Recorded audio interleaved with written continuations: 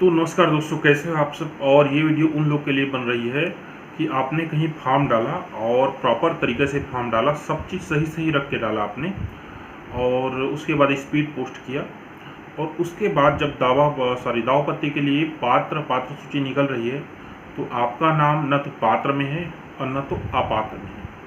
ये बड़ी ही विकट स्थिति है दोस्तों कि इसमें एक तो बहुत ज़्यादा अफसोस होता है कि आपने सब चीज़ सही सही भरा, उसके बाद न तो आपका पात्र में आ रहा है न तो अपात्र में आ रहा है।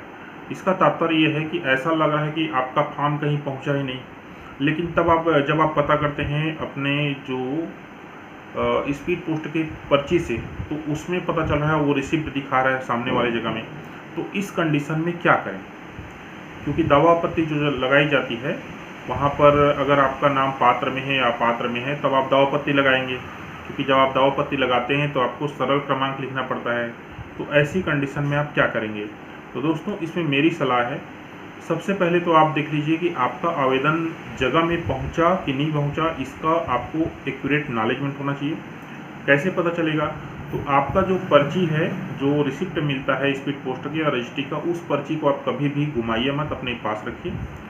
जब आपका नाम न तो पात्र में दिखा रहा है न अपात्र में दिखा रहा है, तो उस पर्ची को ले जाइए जहां आपने पोस्ट किया है डॉक्यूमेंट, वहां या फिर हेड पोस्ट ऑफिस, वहां जाइए और पर्ची को दिखाइए कि ये जो कंसाइनमेंट है ये अपने जगह में डिलीवर हुआ है कि नहीं हुआ है।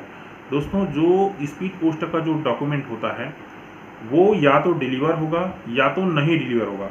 नहीं डिलीवर होगा तो वापस आपके पते में आता है वो। ऐसा नहीं है कि बीच में कहीं छूट गया, जिससे सामान्य डाक होता है, अगर वो नहीं पहुंचता तो बीच में उसको वापस नहीं करते। लेकिन स्पीड पोस्ट में यदि वो अपने जगह में नहीं डिलीवर होता है तो उसको उसके जो प्रेषक है उसके पते में वापस भेजा जाता है। तो अगर वो आपके पास भी नहीं पहुंचा है तो सीधी सी बात है वो डिलीवर हुआ है।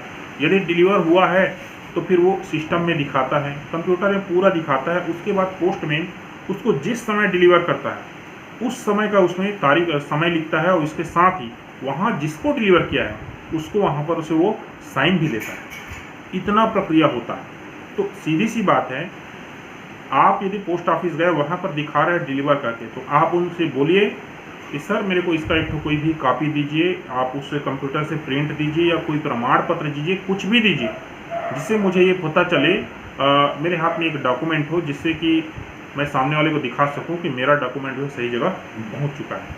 अब अगली बात, यदि वो इस प्रकार से किसी भी प्रकार डॉक्यूमेंट देने के लिए मना करता है तो आप क्या कीजिए, आप खुद कंप्यूटर से ट्रैकिंग जो डॉक्यूमेंट है उसको निकाल लीजिए।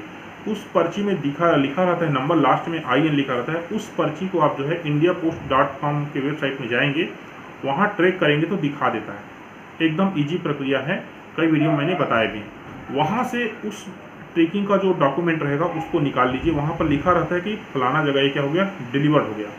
उसको निकाल कर आप जो है संबंधित जिला, जैसे बिलासपुर में अभी एक हमारे सब्सक्राइबर है, उन्होंने बताया कि उनका जो है ऐसी कंडीशन है, तो आप सीधा जाइए नियोक्ता के पास। नियोक्ता का तात्पर्य यहाँ पर चयन समिति, जो कहना चाहिए परीक्षा जो आयोजित कर रहा है, ये विज्ञापन निकाला है, और वहाँ जाके एक आवेदन लिखिए। आवेदन कुछ इसी प्रकार से होना चाहिए, दावपत्ती जैसे सीधा लिखना चाहिए आपको। प्रति चयन समिति विषय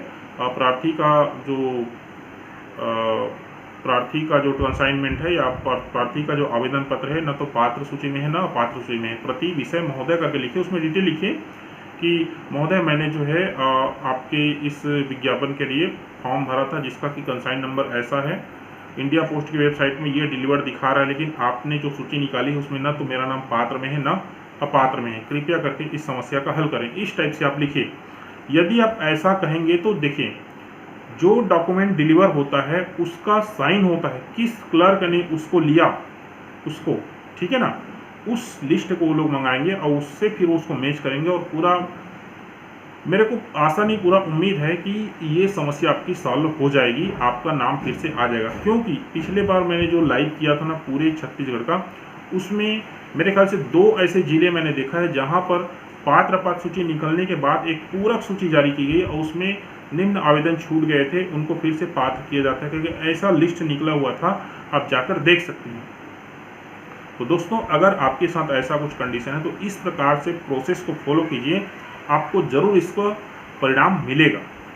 क्योंकि आपने डाला है आवेदन ये पक्का है, वहाँ डिलीवर हुआ ये पक्का है, तो आवेदन कहीं नहीं जाएगा।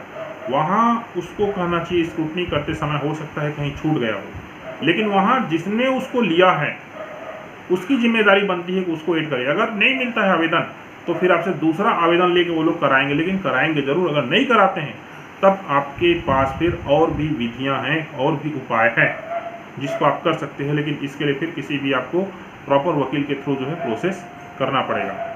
तो दोस्तों, वीडियो आपको इन्फॉर्मेटिव लगी तो please subscribe the channel and share the video. और अगर आपके साथ ऐसा कुछ हुआ है तो प्लीज़ राइट डाउन नीचे कमेंट कीजिए। Thank you.